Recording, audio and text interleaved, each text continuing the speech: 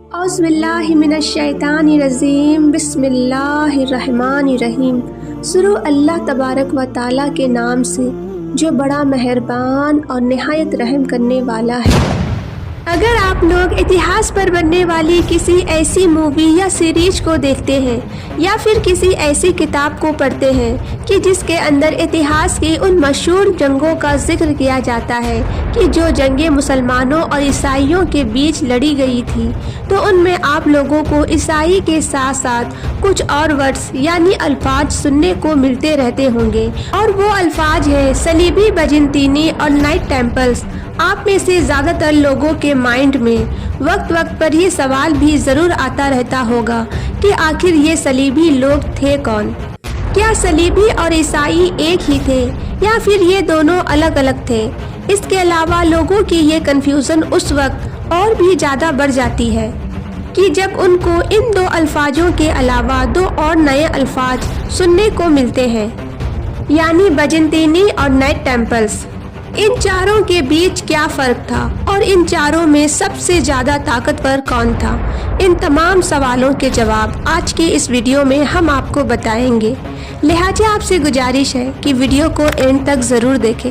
Video کو like اور channel کو سبسکرائب کرتے ہوئے نوٹیفیکیشن بیل کو ضرور دبائیں تاکہ میری سبھی آنے والے ویڈیو کی نوٹیفیکیشن آپ کو آسانی سے مل سکے۔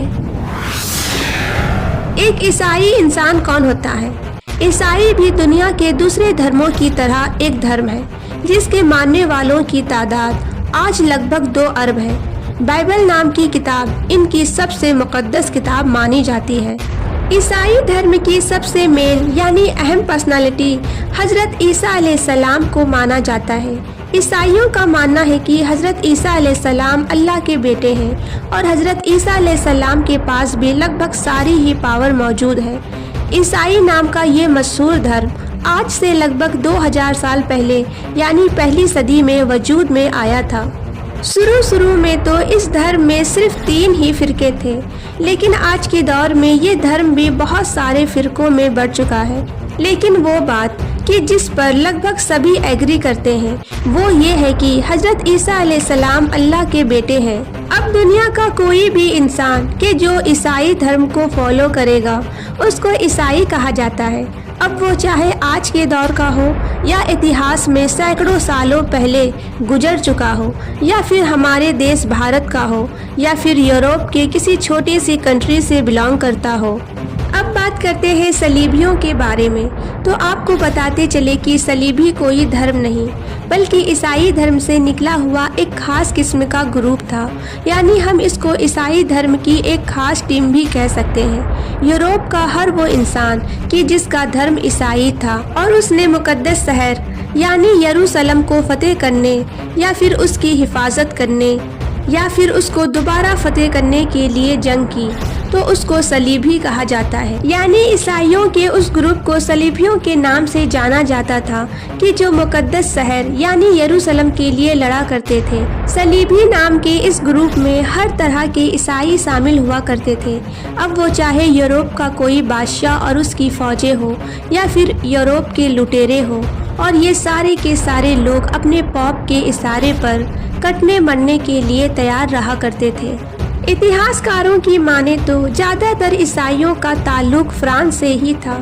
اس کے علاوہ صلیبیوں نے 1095 سے لے کر سن 1400 عیسوی تک مسلمانوں سے لگاتار کئی جنگیں لڑی، اور ان ساری ہی جنگوں کو اتہاس میں صلیبی جنگوں کے نام سے یاد کیا جاتا ہے۔ سلطان صلاح الدین ایوبی اور عیسائیوں کے بیچ جو مشہور جنگ ہوئی تھی اس کی گنتی بھی صلیبی جنگوں میں ہی کی جاتی ہے۔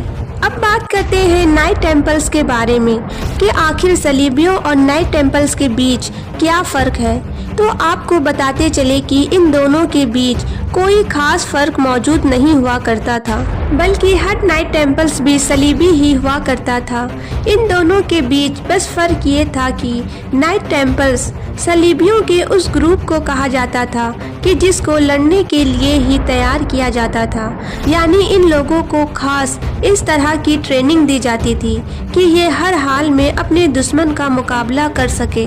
नाइट टेम्पल्स नाम के इस ग्रुप के पास जीने के लिए सिर्फ और सिर्फ एक ही मकसद था, और वो था यरूशलेम को फतेह करना या फिर यरूशलेम की हिफाजत करना। सलीबियों और नाइट टेम्पल्स के बीच मौजूद छोटे से फर्क को आप आसानी के साथ इस तरह से समझ सकते हैं कि जैसा कि आज के दौर में हम लोग देखते हैं कि हर आर्मी के पास अपने कुछ खास कमांडो मौजूद होते हैं, ऐसे कमांडोज के जो लड़ने में एक्सपर्ट होते हैं, क्योंकि उनको हर तरह से लड़ने के लिए ट्रेनिंग दी गई होती है। बिल्कुल ऐसे ही सलेबी और नाइट टेम्पल्स हुआ करते थे। शुरू में नाइट टेम्पल में शामिल होने वाले लगभग सभी लोग बहुत ज़्यादा गरीब हुआ करते थे, लेकिन इतिहास गवाह है कि फिर धीरे धीरे ये लोग इतने ज़्यादा अमीर हो गए थे कि यूरोप की सल्तनतें भी इनसे कर्ज लिया करती थी।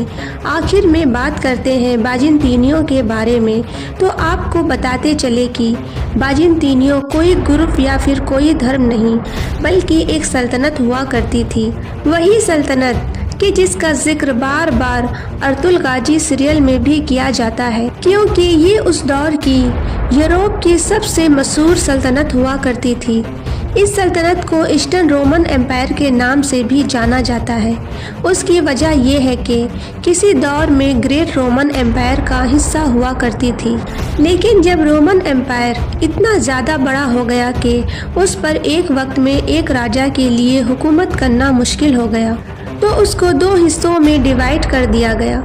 एक हिस्से का नाम ईस्टर्न रोमन एम्पायर तो दूसरे हिस्से का नाम वेस्टर्न रोमन एम्पायर रखा गया, और इसी ईस्टर्न रोमन एम्पायर को आगे चलकर बाजिनतीनी यानी बेजंटाइन एम्पायर का नाम दे दिया गया। यही वो सल्तनत थी कि जिसकी अर्तुल गाजी से वक्त वक्त पर झगड़े होती रहती थी, और आगे चलकर 1453 में सुल्तान मोहम्मद फतेह ने बाजिनतीनी को फतेह करने के बाद इस सल्तनत को हमेशा हमेशा के लिए ख़त्म कर दिया था।